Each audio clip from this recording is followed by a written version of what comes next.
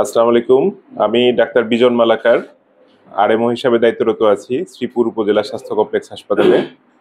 আজ 14ই নভেম্বর বিশ্ব ডায়াবেটিস দিবস।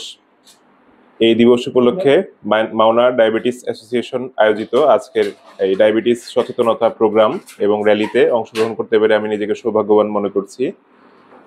তো আমরা আসলে সবাই জানি যে ডায়াবেটিস এটি একটি আসলে নিরাময়যোগ্য রোগ না, এটা নিয়ন্ত্রণযোগ্য এবং প্রতিরোধযোগ্য রোগ। অর্থাৎ ডায়াবেটিস সচেতনতাই আমাদের পারে ডায়াবেটিস রোগটা থেকে আমাদের প্রতিরোধ করতে।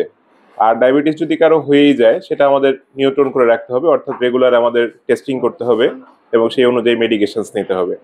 একটা বিষয়ে যেটা বলা হচ্ছে যে এখানে হেপাটাইটিস বি এবং ডায়াবেটিস ডায়াবেটিস যাদের আছে তাদের আসলে সকল প্রকারের ইনফেক্টিভ ডিজিজ, আমরা সংক্রামক রোগ যেগুলো বলি, সবগুলো রোগেরই ঝুঁকি সবচেয়ে বেশি থাকে, কারণ তাদের রোগ প্রতিরোধ ক্ষমতাটাই কমে যায়। তো সেক্ষেত্রে তাদের হেপাটাইটিস বি রোগে আক্রান্ত হওয়ার সম্ভাবনাটাও অনেক বেশি থাকে এবং এটার জন্য সবচেয়ে ভালো প্রতিরক্ষা আমাদের দিতে পারে হেপাটাইটিস বির যে ভ্যাকসিনেশন আছে। এই ভ্যাকসিনেশন যদি কেউ কমপ্লিট করে থাকে তাহলে সে সম্পূর্ণভাবে হেপাটাইটিস বির আক্রমণের ঝুঁকি থেকে মুক্ত থাকতে পারে। তো আমি আজকে ডায়াবেটিস দিবসে সবাইকে এটাই অনুরোধ করব যে আমরা আমাদের ব্যক্তিগত দৈনন্দিন অভ্যাস, খাদ্যাভ্যাস এগুলো যাতে পরিবর্তন আনি। অর্থাৎ এমন খাবার গ্রহণ করা যাবে না যেগুলো আমাদের মেদ তৈরি করে, অবেসিটি তৈরি করে, যেটা আমাদের পরবর্তীতে ভবিষ্যতে ডায়াবেটিসের দিকে নিয়ে যায়। আমাদের রেগুলার হাঁটতে হবে, আমাদের কিছু শারীরিক পরিশ্রম করতে হবে। এখন আমরা দেখছি যে মানুষের শারীরিক পরিশ্রম খুব কমে গেছে। তো এইটা যদি আমরা বাড়াতে পারি, আমাদের খাদ্যাভ্যাস এবং দৈনিক যদি কিছু শারীরিক পরিশ্রম, কায়িক পরিশ্রম আমরা করতে পারি, আমরা ইনশাল্লাহ ডায়াবেটিস থেকে মুক্ত থাকতে পারবো। Thank you sir. যাই হোক, সবাই ভালো থাকবেন, ধন্যবাদ। থ্যাংক ইউ স্যার, আপনি মূল্যবান তথ্য দিয়েছেন। আরেকটি বিষয় আপনাকে অবগত করব এবং আপনি জেনে খুশি হবেন যে এই মাওনা ডায়াবেটিস অ্যাসোসিয়েশন মাওনাবাসীর কথা চিন্তা করে এখানে প্রাইভেট ভ্যাকসিনেশনের একটা ব্যবস্থা ডায়াবেটিস ট্রিটমেন্টের পাশাপাশি তারা করেছেন।